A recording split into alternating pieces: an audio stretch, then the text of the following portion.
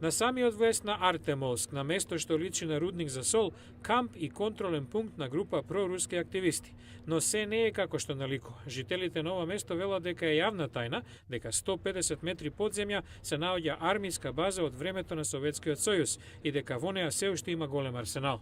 Демонстрантите наведуваат дека дошла за да спречат оружјето да падне во раце на, како што сметаат, новата фашистичка влада во Киев. Никому не нужно было, досрочно Не надо. сакаме тие од десницата и другите екстремисти да го земат ова оружје. Затоа сме тука. Ова се мирни демонстрации.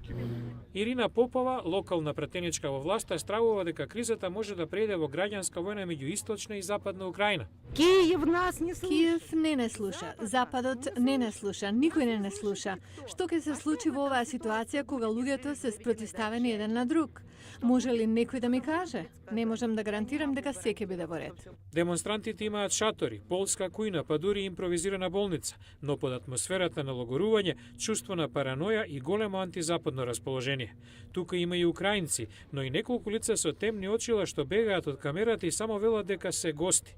По патиштата во околината никнаа други кампови како овој за да го следат движењето на украинската армија. Автомобилите во минување трубат во знак на поддршка. Активистите најавуваат дека ќе ги запалат на собраните автомобилски гуми ако тенковите се обидат да минат.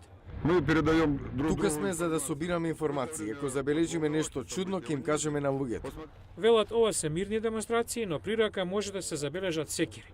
Дали овие кампови се само иницијативно подигнати или пак со поддршка на Москва, не е јасно, но посекако се симптом на судирот на историски спротивставените страни во регионот.